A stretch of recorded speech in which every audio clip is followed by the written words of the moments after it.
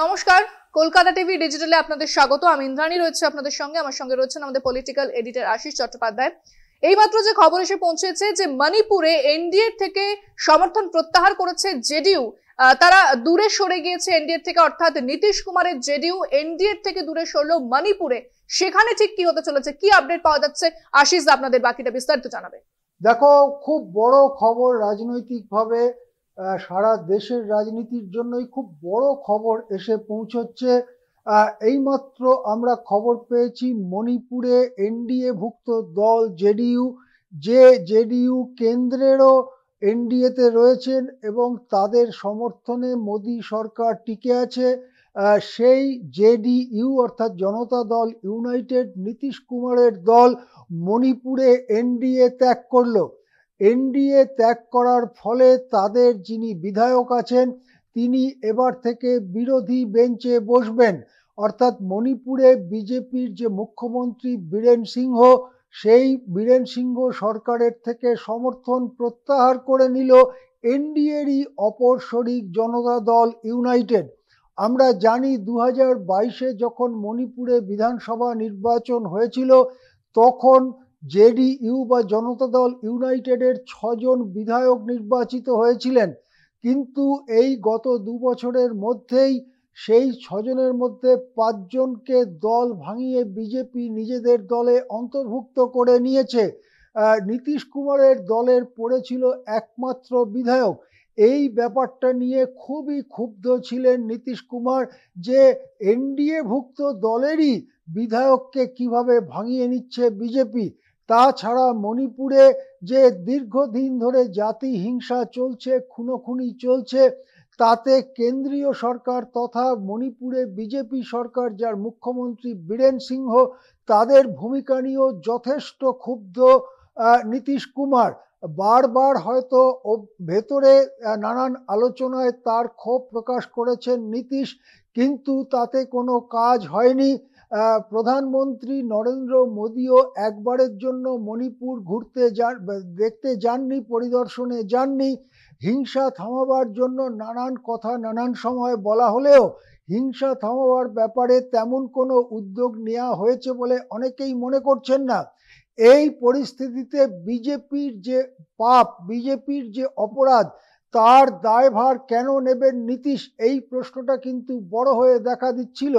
অবশেষে এইমাত্র খবর এসে পৌঁছেছে যে এনডিএ অর্থাৎ বিজেপির যে জোট ন্যাশনাল ডেমোক্রেটিক অ্যালায়েন্স, সেই এনডিএ থেকে সমর্থন প্রত্যাহার করেছে মণিপুরে জেডিইউ অর্থাৎ নীতিশ কুমারের দল জনতা দল ইউনাইটেড।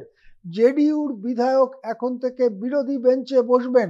এটা অবশ্য ঠিক যে জেডিইউ সমর্থন প্রত্যাহার করলেই মণিপুরে বিজেপি সরকার পড়ে যাবে না। তার কারণ জেডিইউ যেমন তেমনি অন্যান্য দল ভাঙিয়ে গরিষ্ঠতা যথেষ্ট পরিমাণেই সংগ্রহ করেছে বিজেপি, কিন্তু গোটা দেশের রাজনীতির জন্য এটা খুবই গুরুত্বপূর্ণ। আমরা জানি জেডিইউ বা জনতা দল ইউনাইটেডের 12 জন লোকসভার সদস্য আছে। এই 12 জন লোকসভার সদস্য মিলিয়ে নরেন্দ্র মোদীর সমর্থক লোকসভার সাংসদের সংখ্যা 293।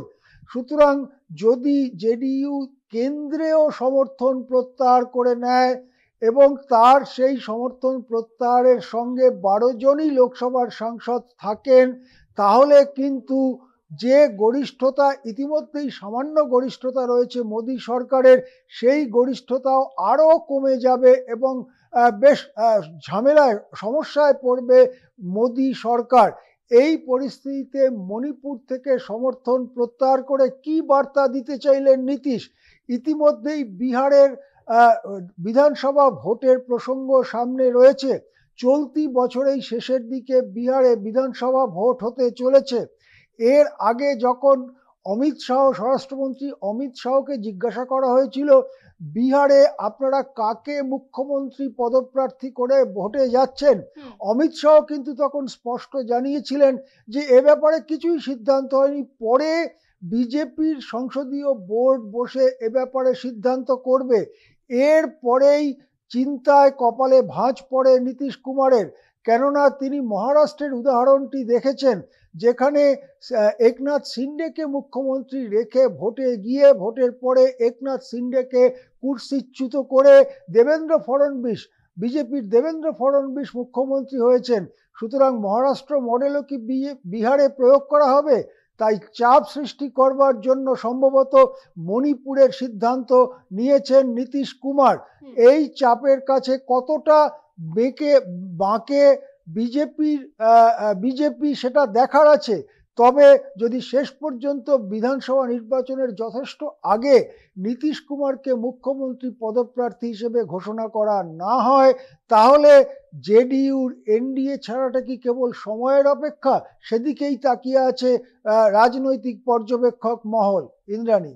একেবারে, এবং জাতীয় রাজনীতির ক্ষেত্রে এটা একটা অত্যন্ত গুরুত্বপূর্ণ ডেভেলপমেন্ট, কারণ এদিকেই তো আমরা প্রত্যেকে তাকিয়েছিলাম যে সমস্ত জাতীয় রাজনীতিতে ঘটছে সেখানে নীতিশ কুমার বা চন্দ্রবাবু নাইডুর দলের কি প্রতিক্রিয়া হয়। তবে ইতিমধ্যেই মণিপুরে সেই প্রতিক্রিয়া আমরা দেখলাম। আগামী দিনে ঠিক কি হয়, কি আপডেট আসে, সেটা অবশ্যই আপনাদের জানাবো। তবে আজকের আলোচনা এখানেই শেষ করছি। অনেক ধন্যবাদ আশিস দা।